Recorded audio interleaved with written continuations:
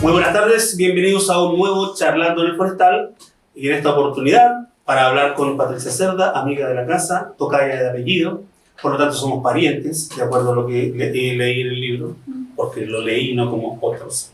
Patricia Cerda nació en Concepción en 1961, desde 1986 reside en Alemania, es doctora en Historia en la Universidad Libre de Berlín, ha sido docente de Historia Latinoamericana en la misma universidad y de Comunicación Intercultural en la Universidad Ludwig Maximilian de Múnich. ¿Está bien? Está bien. Perfecto. Es escritora, historiadora y ensayista. Ha publicado los libros Mestiza en 2016, una joya maravillosa, increíble. Lamentablemente esta señora va a escribir 100 libros más, todos buenos, y va a seguir siendo la autora de Mestiza, porque cuando un libro te marca, si no acuérdense de Isabel Allende, que ha escrito como 100 libros, todavía es la autora de La Casa de los Espíritus, pobrecita ella. Rugendas, el 2017, Violeta y Nicanor, el 2018, Luz en Berlín, el 2019, Bajo la Cruz del Sur, el 2020, Las Infames, maravilloso libro también, me encantó. Estoy diciendo lo que me gustan a mí, ¿no? Obviamente, los premios pueden ser por otros. Ercilla y las contradicciones del Imperio del 2023 es su última publicación, lo tienen acá, es lo que nos convoca. Patricia, bienvenida a tu casa. Muchas gracias, un gusto estar aquí. Creo que es la segunda o tercera vez que presento un libro aquí. Siempre, sí, con mucho gusto.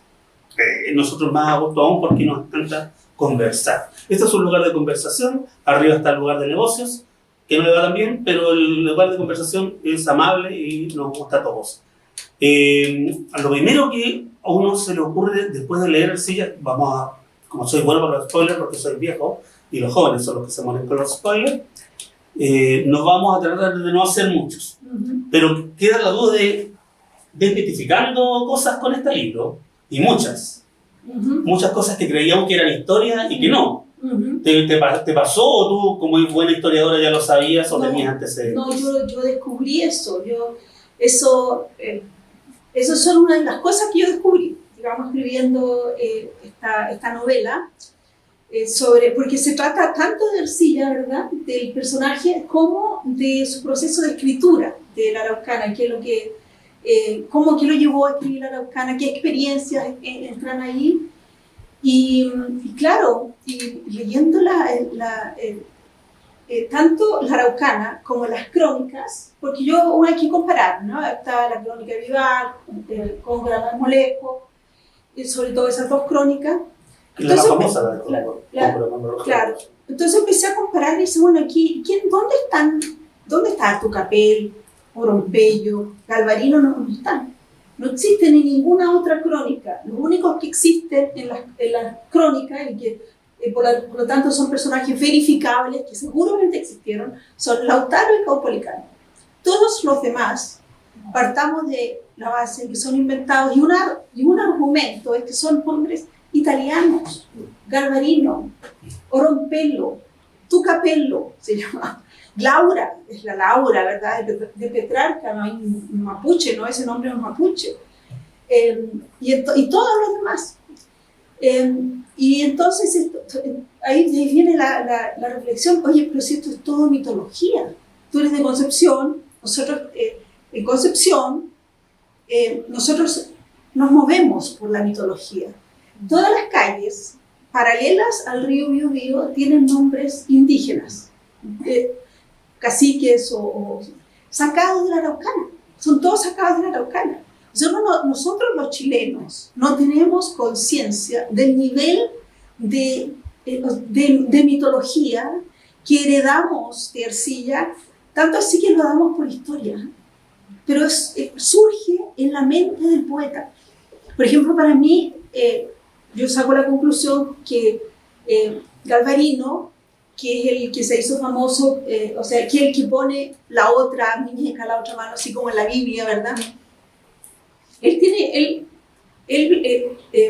habla, digámoslo así, por todos esos sacrificios que vio Ercilla. Él vio que, porque eso hacían los conquistadores, mutilar manos, pies, cortar orejas, etc. para amedrentar, no los mataban, sino que después ellos tenían que volver a sus tribus y con su gente y amedrentar. Todos sabemos, entre tanto, llevamos 21 siglos de historia de la humanidad, que eso no sirve de nada, sino que todo lo contrario, ¿verdad? Aumenta más el espíritu de la rabia y el espíritu de lucha. Bueno, y todas esas cosas las vio Ercilla y las dice ahí. Eso es otro descubrimiento. Pero yo creo que el gran descubrimiento para mí es la personalidad de Ercilla, las cosas que vivió en América, lo mal que lo pasó en América, ¿verdad? Que está ahí todo eso en la novela. Y el cambio que significó para él publicar La Araucana, porque transformó su vida.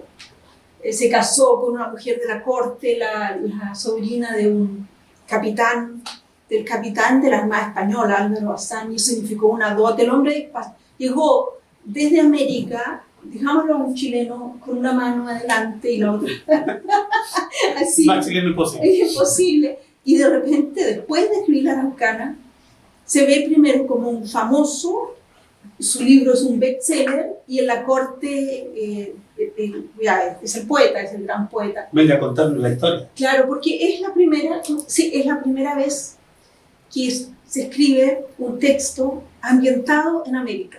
Hasta ahora todos habían escuchado cosas, ¿no? Pero esta vez hay un texto que está ambientado en América y esa es La Araucana, y por eso él fue un bestseller. Adelante, siéntense aquí. Estamos hablando de un bestseller de esa época. Sí. Claro, o sea, en esa época no existía la palabra bestseller, digamos. Para empezar.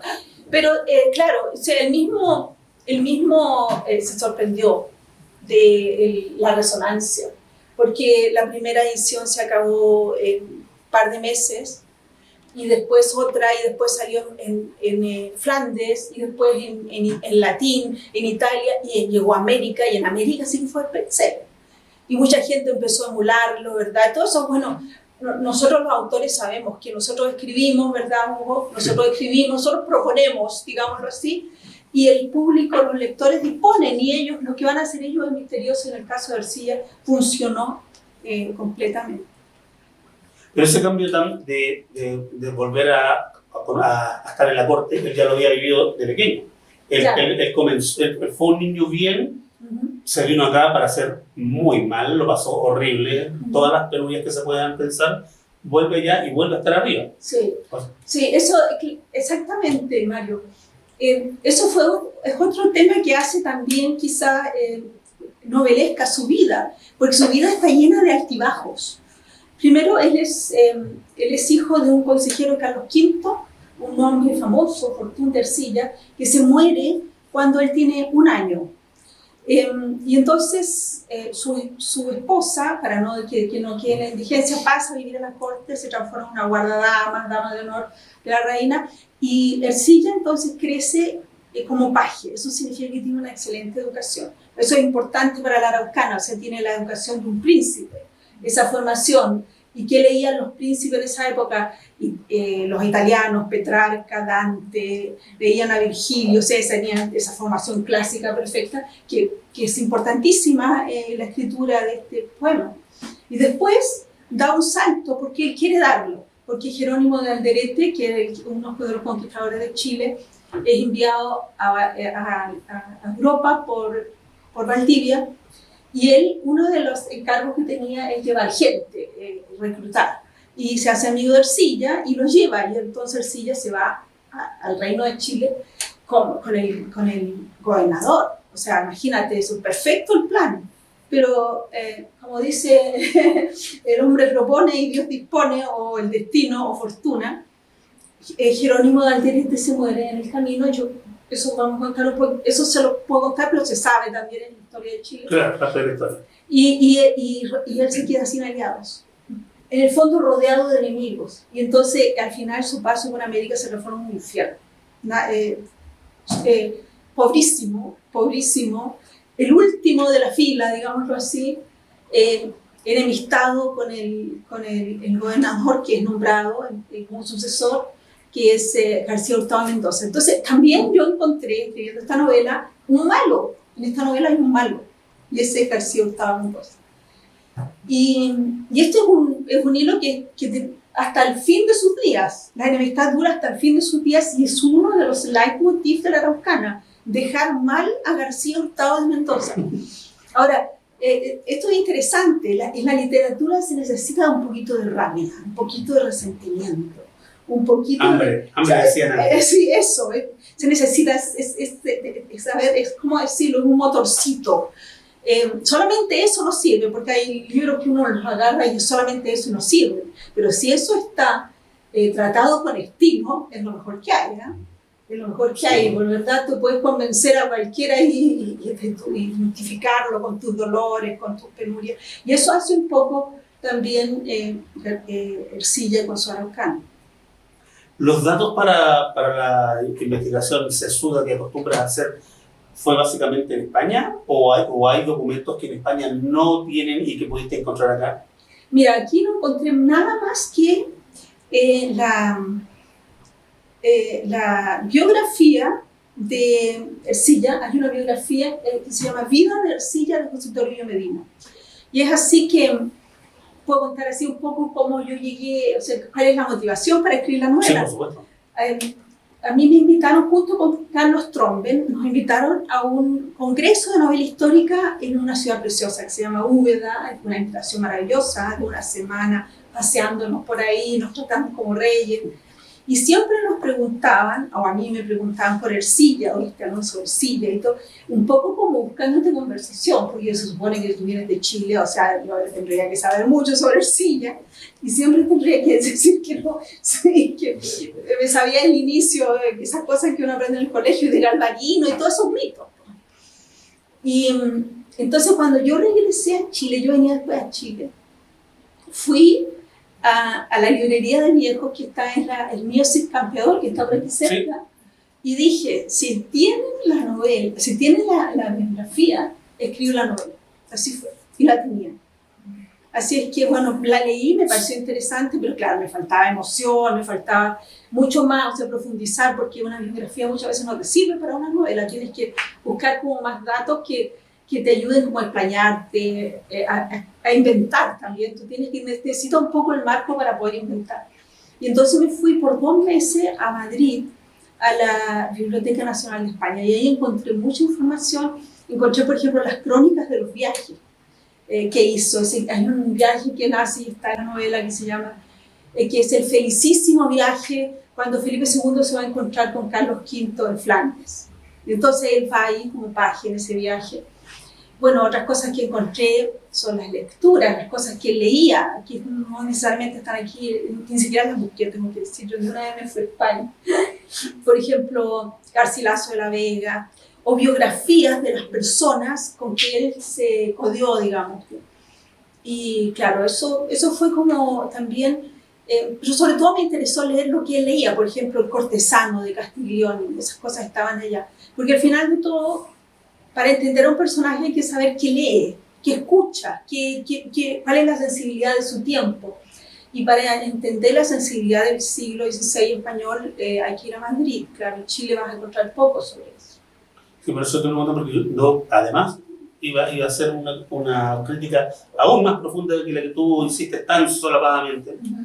No nos enseñan nada. O sea, yo vengo de una escuela con números y tengo casi 60 años y a mí sí me enseñaron la Araucana y tal vez 3 o 4 cosas sobre Alonso Ercilla. Ya estamos. Y en los currículos nuevos, no. O sea, no sé, si voy a ¿cómo se llama? El lugar Rueda y me preguntan por Alonso Ercilla, no, viejo, no sé nada, no lo conozco, no es amigo mío. Sí. Y si van las generaciones nuevas, ¿quién es? No, perdón, ¿cómo se llama? Sí, bueno, y sí, ¿por qué? Yo me he preguntado por qué. A eso ya me parece eso casi una blasfemia, porque la verdad es que es desconocer los propios orígenes. Y nosotros heredamos, con la Araucana heredamos ahí todo un imaginario, la verdad. Y si se dice que Chile es un país de poetas es porque por eso. Y la verdad es que es el único país latinoamericano que tiene eso, que tiene en sus orígenes un poema épico. Yo creo que tiene razón en eso Neruda cuando dice que Chile antes de ser un país fue un poema, por ejemplo, ¿no? Entonces yo creo que, pero hay otro argumento que yo creo que tiene que ver algo ahí, con que no se lea porque yo pienso que hay un poco de miedo de no entender el texto. Yo pienso que los mismos profesores de historia, profesores de castellano, ¿cómo se llama ahora? Se llama de lenguaje. Yo creo que los mismos profesores no entienden la araucana. A mí, por ejemplo, me habría encantado, y yo creo que, porque yo la leí como con 30 años, pero yo lo hubiera leído con, no sé, en esa época o antes, si me hubieran dicho que este es un poema muy emocional, en que aquí viene un defensor de los indígenas, que es totalmente solo y que está enrabiado y que le escribe a su rey porque era amigo de él, porque había viajado con él por Europa y lo trata de tú y está enojado con García Hurtado Mendoza y aquí hay mucha emoción y todo, y les hago leer un par de octavas reales y yo creo que con eso los ganan los cabros y toda la vida y van a leer la araucana y van a saber que es un poema nacional, fuera de ser un poema que ensalza la hazaña de la conquista, esas cosas, es un poema nacional porque canta también los hechos de los indígenas, los hechos de nuestros antepasados. Entonces, eso yo creo que eso hay que revertirlo, hay que revertirlo, hay que hacer una campaña, hay que revertirlo, pero de tal manera de que también, de alguna manera, orientar también. Ahora, sin quererlo, yo la verdad que yo, como ustedes ven, como les estoy contando, yo me acerco a este personaje por curiosidad, después me cae bien y entonces ya entramos en una conversación. Claro. De hecho, en la novela hay momentos en que yo hablo directamente con él, donde tú actúas, hay 5 momentos. Yo pienso que al final esto podría resultar en como un puente entre nosotros, los chilenos del siglo XXI, y tanto el personaje, o sea, el autor, como el poema. Y eso sería genial, si ese pudiera ser mi aporte, eso sería súper lindo. Yo creo que el mayor problema, en mi opinión, es la contextualización, porque tendría, para poder enseñarnos bien hoy a Ercilla y a la araucana, o tal vez ambos que van juntos, hay que contextualizar. Y no queremos saber nada de los indios, o sea, así son de este país. Sí. No, y los indios. Sí. Y los seguimos ninguneando cada día más, en lugar de acercarnos como que en cualquier momento los pisoteamos. Sí, bueno, también es otro problema, yo creo que hay otra vez la ignorancia, otra vez no saber, otra vez miedo de entender lo que somos. Mira, yo siempre cuando me preguntan en Alemania, me preguntan, oye, tú tienes raíces indígenas, y todo, yo digo, bueno, yo soy una mestiza del Biobío, así me defino porque lo soy de Concepción, soy mestiza, clarísimo que soy mestiza, miren el pelo todo negro, así, bueno, ahora está teñido, pero antes también lo tenía de este color. Y claro, entonces es como ese miedo, y que yo creo que yo no le echo la culpa, yo le echo la culpa a la educación, y también le echo la culpa a los artistas, a los escritores y todo. No tenemos un acercamiento un poquito hipócrita con nuestra cultura, pero los que conocen mi obra, y hay algunos aquí, saben que ese es mi proyecto literario, una reinterpretación de nuestra memoria cultural, restándole la hipocresía, porque hasta ahora ha sido más memoria cultural, más hipocresía. Yo le he quitado esa parte y he tratado entonces de profundizar en ella. Eso. Sí. Abramos la conversación un poco, sí, aprovechando que hay tanto público, tal vez alguien quiera comentar algo o preguntar. Sí. Es el momento. A mí la verdad es que agradezco primero a Alejandro Rodríguez, que ya de Patricia, que me motivó y la patudé de poder escribirle y que me haya mandado esta invitación. Yo soy economista de profesión, pero cuando leí la primera novela de Patricia Cerda, y ahí me enteré que era hermana de mi compañero Guzmán, yo la verdad es que me quedé muy impresionado y me encantó la manera como te acercabas desde la historia, recreando esa historia en un texto novelado. Lo encontré fantástico, me he leído, creo que un solo libro me falta de tu... ¿Cuál te falta? Nicanor y Violeta. Violeta y Nicanor. Sí, es el único libro que no, la verdad, pero desde que leí Mestiza me quedé deslumbrado con la pluma literaria tuya y que hayas profundizado en temas históricos tan importantes como que hoy día lo hemos expresado en este libro de Ercilla de una manera, o sea, que el conocer estos mitos que hoy día son parte común, o sea, si uno pregunta por Galvarino, uno cree que fue real. Claro. Y todos los demás personajes que uno ha podido leer en este libro. La verdad es que te felicito y creo que me encantaría que muchos jóvenes pudieran empaparse de esta lectura. Cuando yo le he comentado de Patricia Cerda, y le digo, además estudió en la Universidad de Concepción, que para mí es un privilegio enorme, creo que es importante dar a conocer esto y por eso te felicito. Muchas gracias. Ahora yo creo que este acercamiento que yo tengo, esta reinterpretación de la historia, ya no desde el centro de Santiago, sino que desde diferentes lugares, yo creo que tiene que ver con que yo también no soy de Santiago, yo soy de provincia. Yo llegué el año 83 a vivir a Santiago a hacer un magíster, y yo me acuerdo lo perdida que me sentía, ¿eh? Bueno, el 83 también, los 80. Buen año. Bastante. De hecho, eso está, lentamente va a entrar en un texto literario, que es como mi proyecto a futuro. Yo también muchas veces me pregunto cuando escucho los comentarios sobre mis textos, sobre mi proyecto literario, muchas veces yo misma no sé de dónde viene, cómo nace. A mí me gusta mucho lo que surge de eso, que es la comunicación, me gusta mucho. Eso por un lado, pero también me gusta otro efecto que tiene, que es la evolución. Yo considero que escribir es evolucionar. Aprender de ello ha sido algo muy relevante en los escritos que tú realizas. O sea, la verdad es que yo quiero entregar o sumarme a esas felicitaciones. Nosotros que podemos leer esta literatura a la instancia también que usted genera, de compartir con una autora, y que para mí es un orgullo hacerlo en este espacio. Así que, bueno, primero agradecerlo, decir que es muy interesante, y también porque le das mucha vida al personaje. Mucha vida en el sentido de que uno entiende que es una persona como uno hoy en su tiempo. Por ejemplo, la Ayelén o de Melissa es una persona con emociones, con necesidades, con miedos, con desafíos, que quizás en otro contexto es lo que nosotros también enfrentamos hoy en día. Estamos posterior también a un evento interesante, posterior al estallido social en Chile, y también tenemos todo un vuelco, ¿verdad? Nos enfrentamos a desafíos, nos enfrentamos a otro tipo de interrelación personal, que es mucho más digital. Entonces, todo eso también presenta miedos y temores. Y eso es una forma de ver que si en otro tiempo se hizo, nosotros aprendemos, como lo decimos siempre, aprender del pasado para comprender nuestro presente, ¿verdad? Así que muchas gracias. Sí, gracias por el comentario también.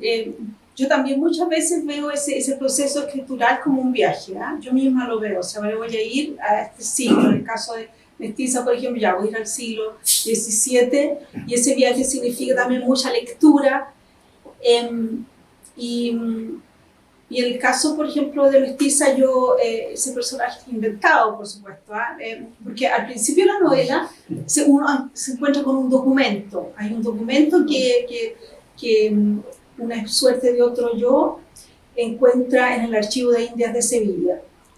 Y yo muchas veces he tenido que decepcionar a mi lector y decir que eso es inventado, un recurso literario, ese documento no existe. Pero es un recurso literario bastante utilizado también en el cine, en diferentes campos artísticos, porque así se atrapa mejor a los lectores o a los videntes, a los espectadores, porque le da como autoridad, digamos, a lo que viene. Y yo en el caso de Anne Mayén, he visto la experiencia de muchas mujeres que se identifican con ella y se identifican con ella desde el siglo XXI. O sea, ella es mi antepasada. Ella es lúcida, es fuerte, esa palabra resiliente que está de moda.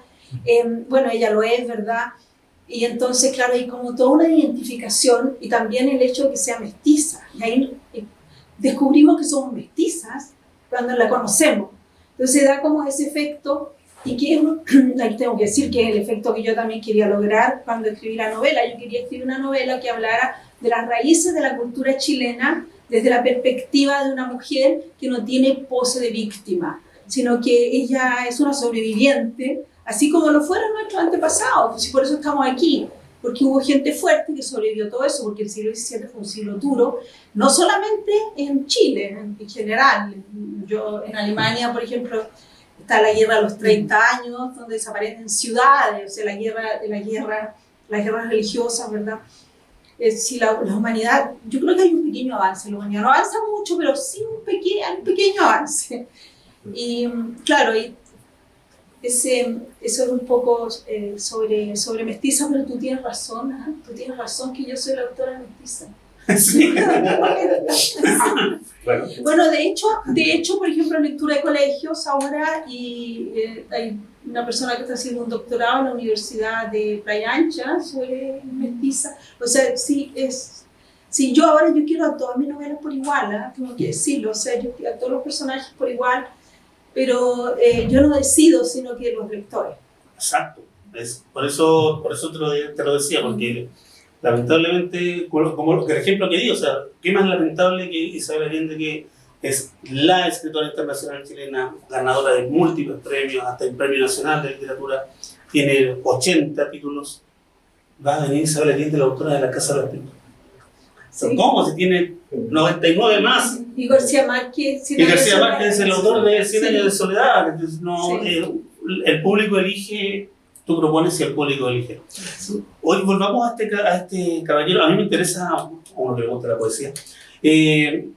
Alemania también nos quieren copiar, dicen que también son muy buenos poetas, aunque Chile es el país de los poetas. Pero allá tienen uno un poco conocido también. Sí. Algunos. Unos cuantos. Sí. ¿Cómo cae allá la Araucana?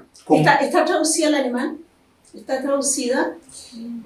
Fue traducida más o menos como en con 1900 y tanto, más o menos tarde. Pero hay que decir que en los países germanos, por ejemplo en el Imperio Austrohúngaro, era leída así la Araucana, porque estaba también en latín, fue traducida al latín y al italiano, y fue traducida también al holandés, o sea, sí, pero al alemán más tarde. Pero ahí ya es leída más bien por los eruditos, no hay como una identificación, digámoslo así, con la araucana. En general, la literatura española, a la literatura española le cuesta entrar en Alemania, hay una diferencia cultural más grande. El Quijote también es leído con interés, pero más bien por los eruditos, digámoslo así. Es difícil que entren como escritores españoles que sean muy leídos. Actualmente hay un escritor español que ha despertado bastante interés y que en Chile es casi desconocido, que se llama Rafael Chirves. ¿Has tenido alguna vez un libro de él, Rafael Chirves? No, lo ubico, sí. Sí. Él está todo traducido al alemán y es muy leído, e incluso ahora se tradujeron sus diarios, unos tremendos, imagínate, la gente compra sus diarios, o sea, si realmente... Pero cuando te compras los diarios es porque ya eres famoso. Ya, eres famoso, claro. Y yo mismo me gusta mucho Rafael Chirves. Pero eso es raro, habría que ver por qué entra este autor. Pero en general, los alemanes traducen más a los franceses, por ejemplo. Por los franceses hay mucho más llegada que por los españoles. Y a nivel de historiadora, la Araucana es un poema. Nunca lo tomaron como lo tomamos nosotros, sí. Que nosotros creemos que el caballero está contando la historia. Sí. Mira, aquí hay que hacer una distinción, ¿eh? Se ha dicho, ya lo han dicho los críticos literarios, que en cuanto a los hechos de los españoles, que son sus compañeros y que los nombra, ¿verdad? Muchas veces con nombre y apellido ahí, eso es verídico. Y tanto así es verídico que cuando los conquistadores necesitaban así como probar sus méritos y servicios, se remitían a la Araucana. Pero la parte indígena, eso es inventada. Esa es la parte, digamos, es la parte cantada. Una parte es más contada y la otra parte es más cantada, ¿sí? Y entonces por eso no es una crónica, es un poema épico. Pero con las características de que tuvo tanta fuerza, fue tan bien recibido, conmovió tanto, y eso pasa cuando algo conmueve, que ya la gente lo quiso tomar como que es así, y entonces se transformó en un mito, como así con Ulises. Existió Ulises, ¿no? Nosotros pensamos que tal vez sí, ¿verdad? O la guerra de Troya, o todo eso. O sea, al principio, en el fondo, al principio de la literatura y al principio de la cultura está el mito. Y aquí tenemos otro mito.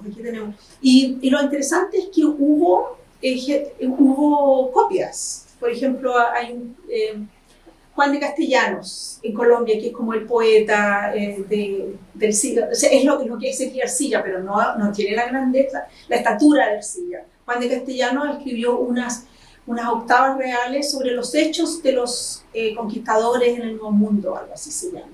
Pero eso, los colombianos sí lo leen en el colegio, y ni piensan en dejar de leerlo. Es, digamos, cultura general.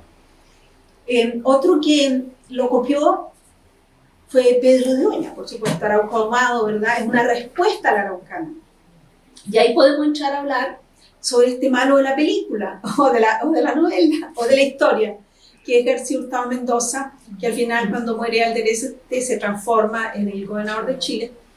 Y García Hurtado Mendoza tiene que constatar, después de que sale la primera parte de la Araucana, que esto es un bestseller y que él queda bastante mal. Primero, no lo nombra en ningún momento, y habla de las barbaridades y maldades de los españoles, y que son vanidosos y que son crueles, pero entonces uno dice, bueno, ¿quién será este? Se supone que es él, ¿no? Y esto es un bestseller. Después aparece la segunda parte y Ercilla se va dando cada vez más, es así, pues, ¿no? Al principio es más bien cauto, que no sabe qué va a pasar, pero resulta que después él es más famoso y entonces ya se atreve un poquito más, ¿verdad? Y aquí ya lo trata todavía más mal, son todavía más crueles, y etcétera, y los indígenas son todavía son todavía un enemigo más poderoso. Y esto otra vez, tremendo bestseller, etc. Y después la tercera parte ya lo trata de mozo capitán acelerado, cruel, despioja, etc. Entonces lo que hace cuando lo nombra, porque él lo nombra después virrey del Perú, lo cual García considera que es una injusticia tremenda, él contrata a Pedro de Oña. Les cuento que Pedro de Oña es el primer escritor chileno, ¿eh? O sea, el primer escritor nació en el territorio de Chile, y resulta que es un poeta contratado. Él escribe, incluso, es un ghostwriter. Claro, y el contrato es tantas octavas por semana, ¿eh? O sea, eso está bien regulado. Y de lo que se trata es que tiene que contar la misma historia. Porque, bueno, en la historia, como les decía, los hechos son reales.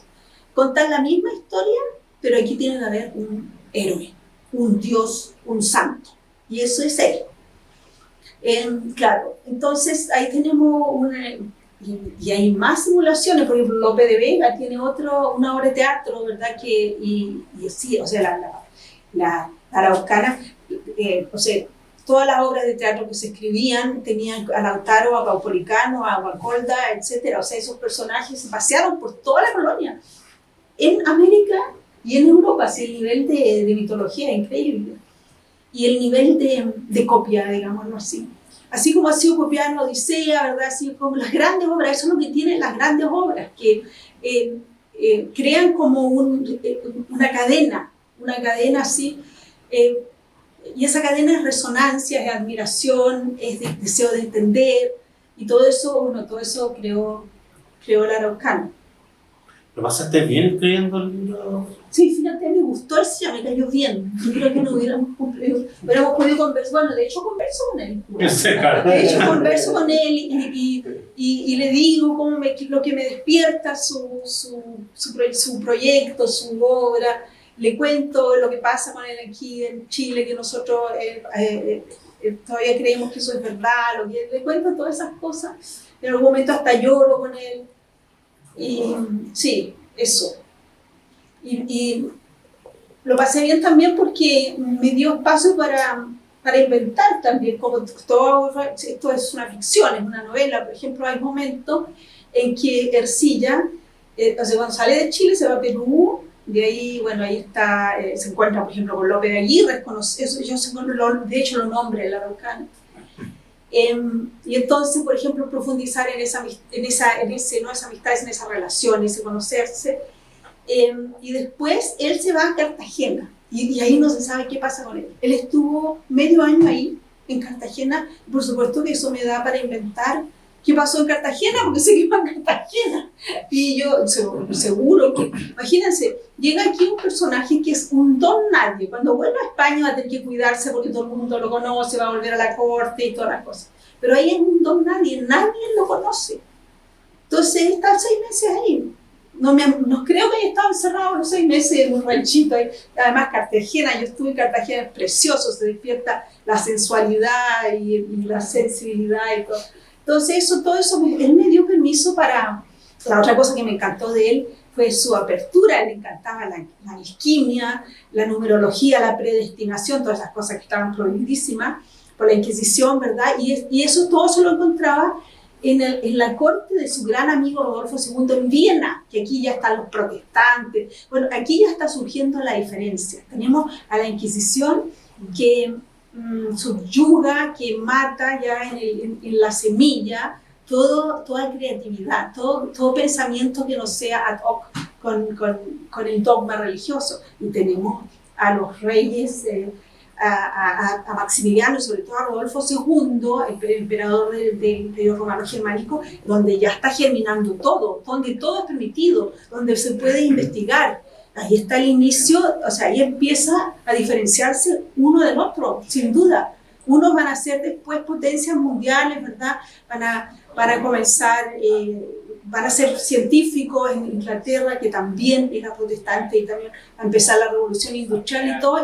Y toda esa mentalidad inquisitorial va a hacer que España se vaya quedando encerrada en su mundo religioso, intolerante. Un gran retraso que tenemos hasta hoy debido a eso. Bueno, nosotros fuimos conquistados por ellos. Sí. Era nuestra madre patria. Aquí a América Latina no podía llegar ninguna novela, por ejemplo. Eso lo cuento en Las Infames, ¿verdad? Sí. Bueno, de alguna manera puedo decir que todas mis obras están un poquito relacionadas. Los lectores más o menos lo saben. Ahí detrás de todo esto hay un proyecto literario y lo va a seguir habiendo. Quizás puedo contar lo que viene, por favor. Ahora en marzo, falta poquito, viene una novela sobre Gabriela Mistral. Y aquí entramos nuevamente al siglo XX y entramos con una mujer que absorbe todo esto, toda esta cultura mestiza, y lo transforma en lo que nosotros sabemos lo que transformó y sabemos lo que significó el viaje, que significó en su vida eso. Entonces eso es lo que viene en marzo. Los dejo avisados. Vamos a seguir entonces. Pídanselo a ella, por favor. Pídale a ella la novela. Vamos a seguir reclamando porque vas a hablar de nuevo de un personaje que no se sabe. Claro. Que mucha gente cree saber. Pero no se sabe. Y yo puedo decir también, eso,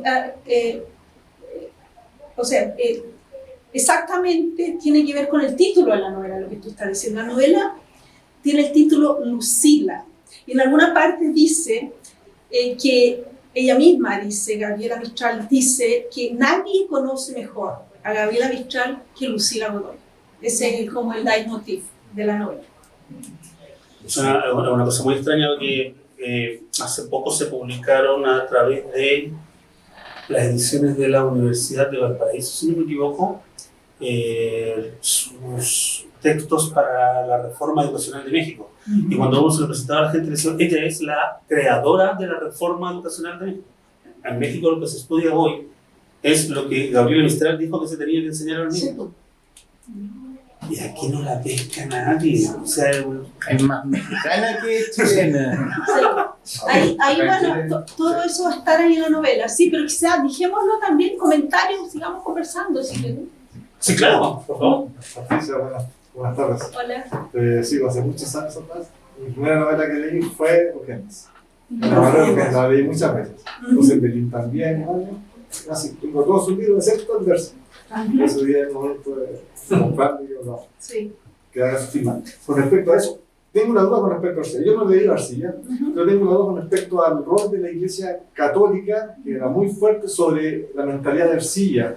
Y cómo eso tuvo alguna influencia acá, de la labor de Arcilla acá en Chile o en su obra en general, ¿no? Era muy contra Iglesia. Interesante, gracias por la pregunta. Porque es fuerte, porque es Sí. demasiado. O sea, Sí, ese otro aspecto que descubrí yo en la novela, escribiendo la novela, y es que Ercilla tomó parte de una disputa que había en ese tiempo, entre una disputa en Europa, si era legítima o no la conquista y la forma de conquista de los españoles. Y sobre eso hubo una discusión, que es la primera discusión sobre los derechos humanos que hubo en la historia de la humanidad, y que se llama la controversia de Valladolid, del 1551, y los franceses han hecho películas, ¿eh? Hay obras de teatro también, porque ahí se presentaron argumentos. Y los que, habían dos personas que discutían ahí, uno es el famoso Bartolomé de las Casas, el protector de los indígenas, que tiene un libro que se llama Breve Relación de la Destrucción de las Indias, muy interesante leer. Y había, la contraparte era un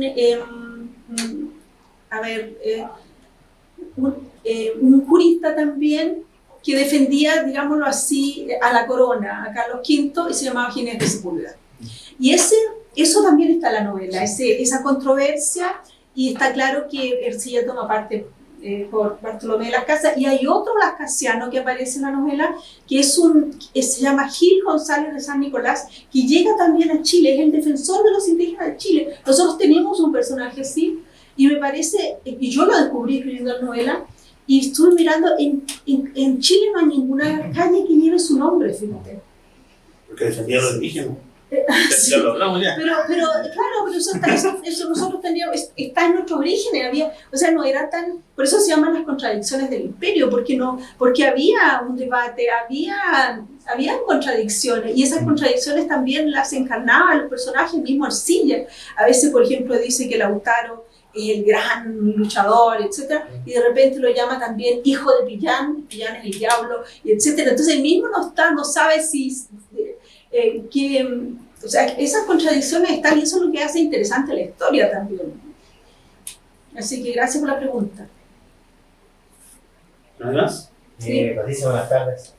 Yo conocí Mestiza acá en esta librería, me la recomendó el Mario y la Mandy, y de ahí he seguido leyendo. Y me quiero tomar un poquito de lo que decía aquí la profesora de historia. Yo leí junto con Mestiza, leí en un tiempo muy corto, leí Mestiza, leí Inés del alma mía y leí La venganza de las cautivas. Leí esa y siento que el valor que tomó para mí Mestiza fue tan grande, porque más que uno me gustara más que otro, todo, porque yo entiendo que siguen siendo 3 novelas históricas, yo sigo comprendiendo eso. Con que el personaje de Mestiza no era real, lo supe por el grupo de las Mestizas. Fue doloroso, fue como un pequeño duelo, estaba convencidísimo. Pero siento que ese valor que tomaría también para los muchachos que están ya en el colegio, que de repente están aprendiendo historia, porque yo aprendí historia con el yugo, yo tengo 40 años. Y yo aprendí con el yugo de historia, o sea, la fecha, el día y esto, y así fue. Tenía que leer el texto, yo estudié en un colegio de cura. Y no, duro, y la fecha, y está mal, y no se conversa, y al cura no se le podía ni mirar a la cara. Entonces siento que este tipo de novelas, esas 3 que yo te nombro, Mestiza, La venganza de las cautivas y Inés de la mía, siento que serían de tanto valor para, más allá, porque uno tiene que entender que esto es ficción histórica igual, a veces cuesta un poco, porque para nosotros todo es real, para mí, todo lo que está pasando, todo lo que a mí me cuenta el libro, yo me lo voy imaginando como una realidad. Siento que sería tan importante, pero siento que a la vez estamos un poco lejos también. ¿Lejos en qué sentido? Del punto de vista educacional. Sí, claro, pero yo creo que sí, o sea, al final todos estos son aportes. son aportes y como te digo, están siendo vistos también como aporte, o sea, y los alumnos van a empezar a leer y todo. Tenemos que enriquecer, tú tienes razón, una de las razones por qué escribí Mestiza, ahí hay lagunas, o sea, que sabemos del siglo XVII, muy poco, ¿no? Sabemos mucho más de la conquista, porque están las crónicas, ¿verdad? Y después el siglo XVIII, porque viene todo ese proceso de la pre-independencia. Eso nos interesa y eso es un tema que yo abordo en Las Infames, en la otra novela que también está en el siglo XVIII. Pero el XVII era una tierra incógnita y es el siglo formador. Pues ahí empieza, o sea, a formarse algo que es diferente a la cultura española, que es la cultura mestiza chilena. Ahí surge eso. Y cuando después yo, por ejemplo, escribí Violeta y Nicanor, yo me di cuenta que las recopilaciones de Violeta Parra, el folclore que ella, y la tradición y todo eso, tiene una honda raíz colonial que termina en el 17. Y el idioma que hablamos los chilenos, la lengua de los chilenos, todo surge ahí, en el 17. Y yo creo espero que Mestiza sea el inicio. Yo pensé que iban a haber muchas más emulaciones, yo sé que iba a haber muchas más, pero no ha pasado, fíjate. A lo mejor los escritores le tienen miedo a la novela histórica, o no sé, a lo mejor piensan, porque no se puede decir que no hay interés en la novela histórica. Cuando sale una nueva novela histórica, inmediatamente en todas las vitrinas de la librería, la gente viene a preguntar. De hecho, hay un revival de la novela histórica bastante bueno por dos motivos: por ventas, por un lado, que me imagino que es lo que les importa a tanto a la editorial como al autor, pero también por la calidad de las novelas históricas. Chile se caracterizó por tener muy buenas novelas históricas, pero siempre hemos tenido el mismo problema, volviendo a lo que habíamos hablado en algún momento, que la gente lo tiende a tomar como historia. Y se olvida que es una novela histórica. Hay una parte de ficción. El libro más vendido de la historia de Chile es una novela histórica. Sí. Adiós al séptimo de línea. Bueno, por supuesto. Adiós al séptimo de línea, que se vendían tiradas de 10.000 ejemplares. Sí, no, claro. Hoy día con 3.000 ejemplares, para que se hagan una idea, hoy día con 3.000 ejemplares eres bestseller. Sí. Y Nostroza agotaba 5 o 6 ediciones de 10.000 ejemplares cada uno. Era una locura. Hay estudios, de hecho, hace poco, hace varios años atrás, un encuentro de autores de novela histórica en donde estuvo Tromben, Ortega, otros grandes. comentaban que en Chile es lo que más se lee en novela histórica. Sí, claro. Y no solamente de ahora, sino que desde mucho tiempo atrás. ¿Cómo se llama? ¿Pachapulay? Pachapulay. Claro. Magdalena Petit, la con la Quintrala. Exacto. Eso también fue un gran un bestseller. bestseller absoluto. Sí. O un long seller, todavía se vende. Sí. Ahora se lo leen en la escuela. No sé Y si es que es un buen texto. Pero tú introduces eso también en Rugenta. Yo me quedé sorprendido de la riqueza de los personajes que tú incorporas en esa novela. Yo la verdad es que me pasé por la historia de Chile y de Valparaíso pasaba a Santiago y Talca. Y quedé sorprendido con esa riqueza con la cual tú abordas esa novela. La verdad es que...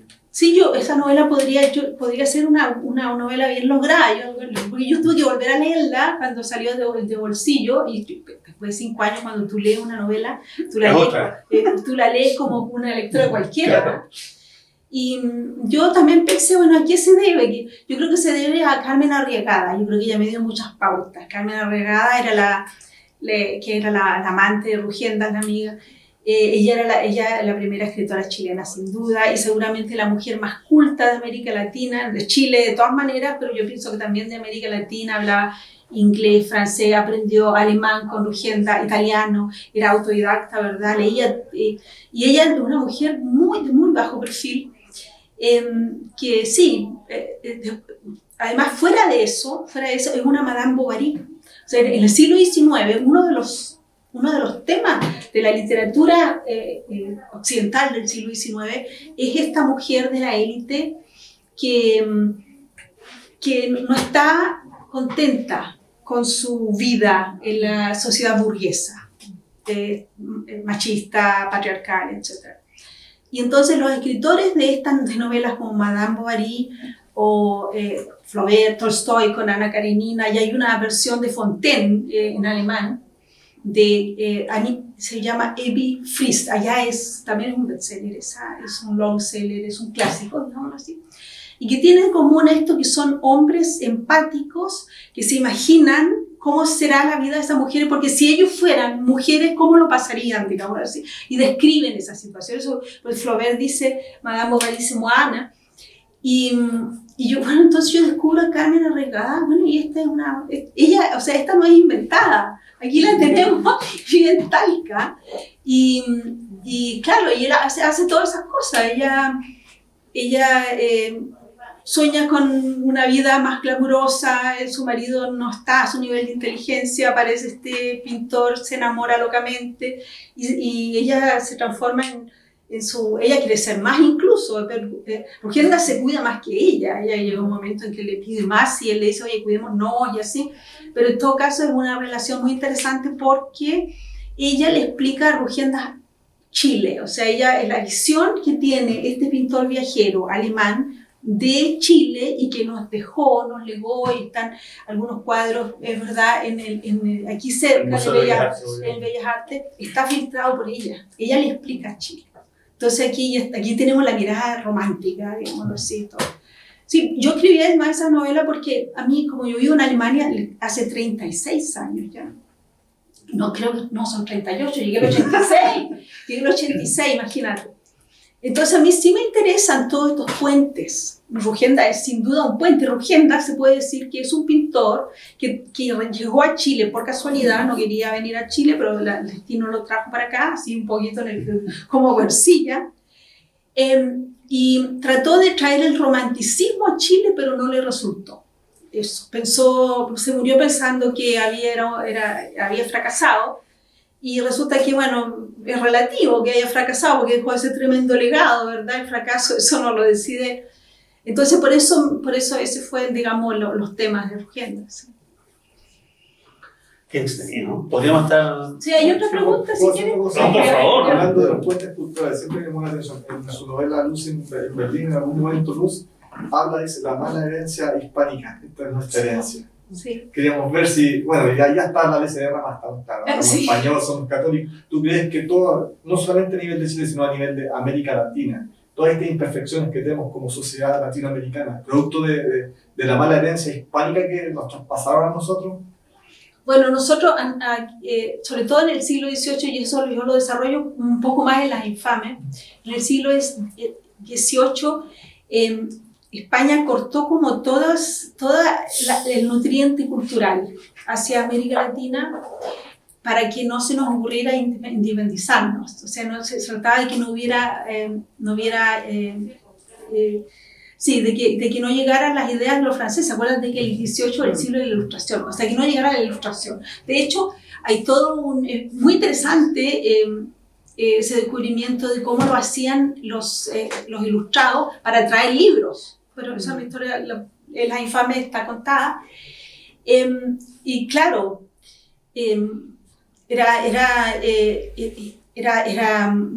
estábamos bajo censura, digámoslo así, y por otro lado, era una sociedad tremendamente jerarquizada, donde solamente la élite podía estudiar y donde se forma esa élite económica de la castellana vasca, que en el fondo es Navarra, y esos apellidos como los Larraín, los Errázuriz, los Vicuña, que están vigentes hasta el día de hoy, ¿verdad? Todo eso se forma en el siglo XVIII, una forma de relacionarse que después Alberto Blest Gana la describe muy bien en una novela que yo considero que es casi antropológica, que se llama La aritmética del amor. También un poco de Martín Rivas, pero en la aritmética del amor está con más sarcasmo, con más ironía y todo, pero siempre se trata de cómo la élite se cuida sus privilegios y de alguna manera también eso entra en la forma en que se relacionan y se casan, y etcétera. Y es un mal de toda Latinoamérica. No hay nada que hacer. ¿Algo más para ir cerrando? Yo sí quería pedirle si comentaba un poquito de Violeta y Nicanor. Yo creo que es una novela muy especial desde el punto de vista más popular, de la cultura popular chilena, de la vida también de Violeta Parra, de las contradicciones internas. No solamente nosotros tenemos una mirada, como lo habló recién, de la protagonista de Mestiza, que es una mujer resiliente, una mujer que tiene un punto de vista más lógico quizás, de actuar. Y acá nos vamos a quizá un personaje un poco más antagónico en lo que se ve en la novela escrita, que es Violeta, ¿cierto? Una Violeta Parra que es, como dice usted, emoción, corazón, pasión, plasmada en todo lo que es nuestra cultura popular, pero también en el actuar. O sea, que es un actuar muy distinto y que muchas veces es mucho más juzgado. Sí, pues esos dos hermanos, en general esa familia es un fenómeno. O sea, esa familia nos nació a la cultura chilena. Porque es una familia mestiza de Chillán, aquí estamos, por eso está como el arco con la otra novela. Pero lo que hay ahí es talento, intuición y talento, o sea, hay talento poético. En el caso de ella, mucho más emocional, ella es mucha emoción, pero todo eso, la emoción, todo eso no te sirve si no hay talento. O sea, el talento que absorbe eso y lo transforma en algo magnífico, universal, de eso se trata. O sea, porque muchas veces también hay personas que tienen talento pero no tienen esa emoción. Cuando se dan las dos cosas es cuando hay grandeza. Y entonces, claro, ese talento significa también mucho sufrimiento. Y claro, y ahí está en sus composiciones, las últimas composiciones de Violeta Parra. Y lo puede escuchar un ruso, un japonés, no importa, o sea, eso es universal. De hecho, Gracias a la vida es el aporte de la música chilena a la cultura universal, sin duda, es nuestra canción más famosa, digámoslo así. Claro, pero lo interesante es la relación con el hermano. O sea, aquí no tenemos solamente a Violeta, sino que a Nicanor. Y ella dice, sin Nicanor no hay Violeta. Y porque tenemos un hermano muy protector. Él se transforma como el padre de la familia, es un tipo muy responsable en eso, es el papá de todo. Y él sobre todo ve que su hermana tiene ese talento y muchas veces dijo después en el futuro, dijo, no, yo no debía haber sido poeta porque la poeta de la familia es ella. Lo dijo también sinceramente. Pero no es así, porque él era igualmente poeta, pero él va más a la tradición académica, porque acuérdate que va a Europa y en Inglaterra se dedica a leer a Shakespeare en inglés clásico, y entonces, claro, entonces él absorbe toda esa cultura clásica, sobre todo inglesa, y entonces aquí tenemos a dos tremendos aportes. Pero lo que hacen los dos, cada una, ella en la música y él en la poesía, es elevar la cultura mestiza, la mentalidad mestiza, el lenguaje mestizo, la sensibilidad chilena mestiza a elevarla a un nivel universal. Y en el caso de Nicanor, dándole una arista metafísica. Ahí está la metafísica de la cultura chilena. En Nicanor Parra, perdónenme que les diga, no está Neruda, está Nicanor Parra. Ese es mi planteamiento. Neruda tiene también sus cosas, o sea, yo tampoco quiero darle mérito, pero si se trata o sea, yo creo que el roto chileno, el hombre de la calle, todo se siente mucho más interpretado con la antipoesía de Parra que con el canto general de Neruda, que es más intelectual, más elevado, nos viene, la raíz no está tanto en la cultura popular, digamos así. Claro, la gente conoce el canto general por el disco de los Jaivas, La altura de Machu Picchu, que es lo más pop del poema, porque cuando uno lee el canto general completo es un quebradero de cabeza, hay mucha locuración, hay mucho entrar en la raíz de la cultura amerindia y con análisis sesudo. Sí. Neruda, claro, mucho más sesudo que Parra, que es más inmediato, exacto, ¿verdad? Y que tiene casi, tiene la chispeza, digámoslo así, del roto chileno, de la gente. Él siempre decía, yo solamente quiero escribir como el hombre de la calle, no quiero que en mi poesía no haya nada que no lo diga el hombre de la calle, pero no es así, porque la verdad es que, o sea, es verdad que es el hombre de la calle, es difícil, pero eso es lo lindo, lo misterioso. Yo, por ejemplo, escucho la cueca larga, podemos terminar, que terminemos con esto quizás. El momento más, digamos, sinergético entre Violeta Parra y Nicanor Parra es cuando, después de que Violeta Parra va a hacer sus investigaciones folclóricas, sus recopilaciones en Valle Central, en la región del Biobío, ella le manda a Nicanor una carta y le cuenta algunas cuecas, cómo son las cuecas, y le explica estas cosas. Ellos siempre hablaban, ellos estaban en constantes comunicaciones, se influenciaban mutuamente. Entonces, en ese momento, después Nicanor Parra escribe la cueca larga. Después le cuenta, Isabel Violeta le cuenta que se usa la cueca larga y papá, él se entera por ella, si él no es el que sale a recopilar, es ella. Y entonces ya, él escribe la cueca larga y después va y se la manda a Violeta. ¿Qué hace Violeta? Le pone música. ¿Qué les parece? O sea, es una maravilla. Y tú escuchas, oye, vayan a escuchar la cueca larga. Es una cosa estremecedora. Y yo creo que es sintética de la cultura chilena, porque te aviso que la podemos escuchar 200 años más y va a seguir siendo una obra fundamental, la cueca larga. Chile está ahí. Sí. En cada uno de esos versos. Pero bueno, también están en los versos, que aquí hago el intro. También hay otros versos que son importantes, especialmente para lo que nos convocó principalmente hoy, que para los que todos nos están viendo, se trata, por si lo olvidaron, después de este pequeño recuento de la gran obra de Patricia, que ameritaba porque hacía rato que no venía. Bueno, tampoco la vamos a estar tratando así en Alemania, no es que uno se venga en el tren de las 5. Ercilla, Las contradicciones del imperio, es una novela histórica mayor, en el buen imbuida en ese halo que tienen las novelas históricas grandes chilenas, esas que uno se recuerda un buen rato después, o uno que se la puede recomendar tanto al intelectual como a la señora Juanita, y a ambos la van a pasar bien. Así que, por favor, no se la pierdan. Ercilla está disponible, por supuesto, en Teleo Forestal, y si nos están viendo desde regiones, espacioforestal.cl, con despacho a todo Chile. Patricia, un placer, un agrado, un gusto, y nos tenemos que volver a encontrar cuando vuelva. Cada vez que viene pasa por acá en todo caso, pero obviamente no todo el tiempo vamos a poder incomodarla, pero lo vamos a intentar. Sí. Un aplauso.